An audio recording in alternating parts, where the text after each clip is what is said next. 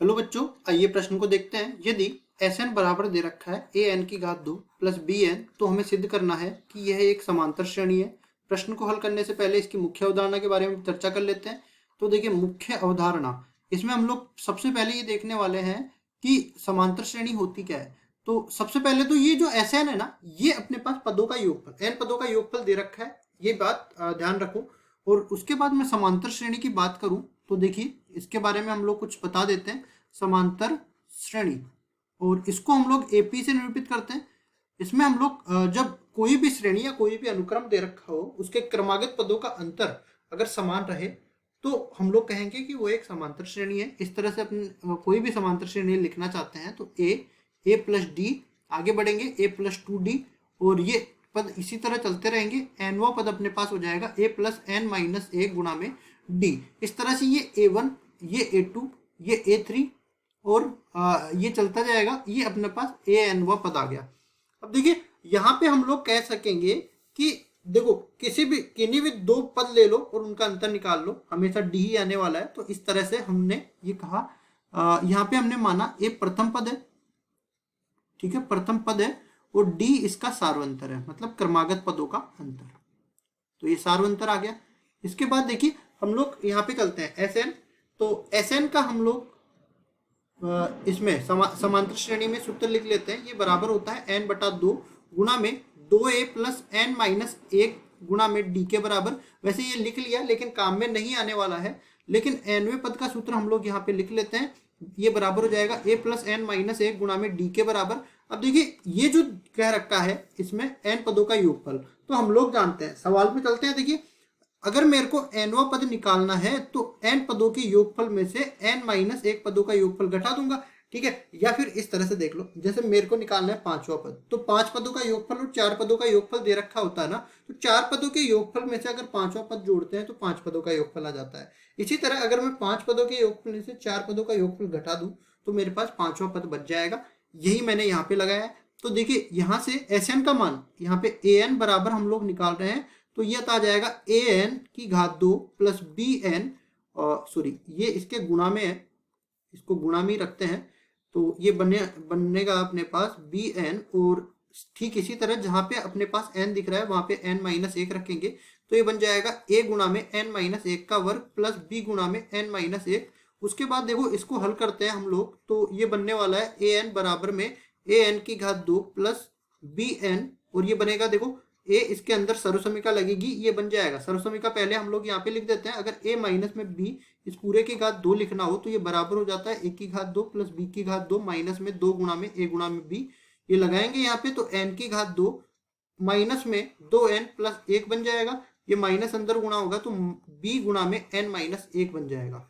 फिर इसको आगे हल करते हैं, तो ए एन बराबर में हो जाएगा ए एन की घात 2 प्लस बी एन, माइनस में अंदर गुणा होने वाला है ए एन की घात 2, ये माइनस माइनस प्लस हो जाएगा 2an, ये माइनस प्लस माइनस रह जाएगा, माइनस का a, ये भी अंदर गुणा होने वाला है, तो माइनस का bn, और ये माइनस माइनस प्लस का b हो जाएगा। अब जो पद कट रहे हैं ना, उनको काट देते हैं। यहाँ पे an स्क्वायर से कट गया, bn से कट गया, और जो बचे हुए हैं उनको रख लेते हैं। देखिए, 2an plus b minus a, ये बच गया अपने पास। तो इसको लिखते हैं an बराबर में 2an प्लस b माइनस में a। अब इसके बाद देखो, ये एनवा पद आ गया, तो यहाँ पे हम लोग एक एक करके सारे पद निकाल सकते हैं। जैसे मेरे को निकालना है पहला पद, तो n बराबर में 1 रखूंगा, तो ये बन जाएगा किसके बराबर, 2a प्लस b माइनस में 1 के बराबर, ठीक है जी। अब n बराबर में 2 रखूंगा तो ये दूसरा पद बन जाएगा, ये बराबर आ जाएगा 2 दूनी 4a प्लस b माइनस में a। इसको आगे हम लोग सरल कर सकते हैं, तो ये बराबर आ जाएगा a प्लस b के।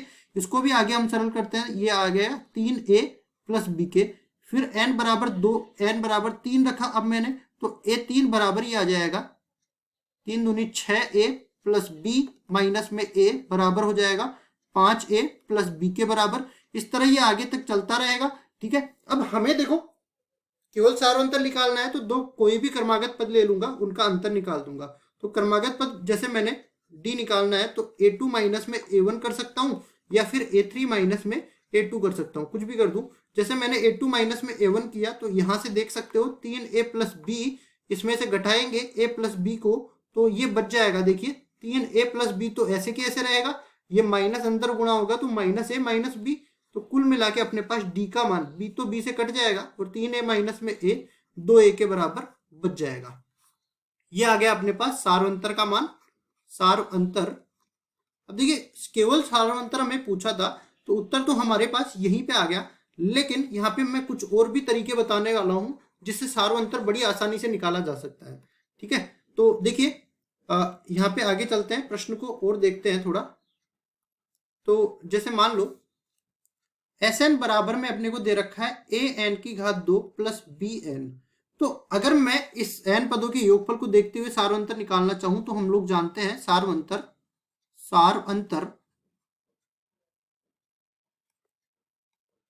निकालने के लिए हम लोग क्या करते हैं, जो d बटा 2 सार्वंतर का आधा जो है वो n स्क्वायर का गुणांक होता है, तो ये 1 के बराबर हो जाएगा, मतलब d बराबर में 2a हो जाएगा। ये तो पहला तरीका है निकालने का।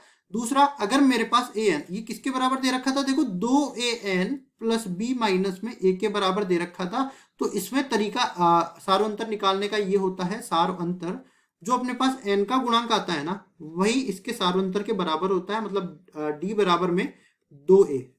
ठीक है, यहाँ पे लिखते हैं, देखो ये आ जाएगा n स्क्वायर का गुणांक, n स्क्वायर का गुणांक, ये तो पहला तरीका है। दूसरे तरीके में ये आ जाएगा n का गुणांक।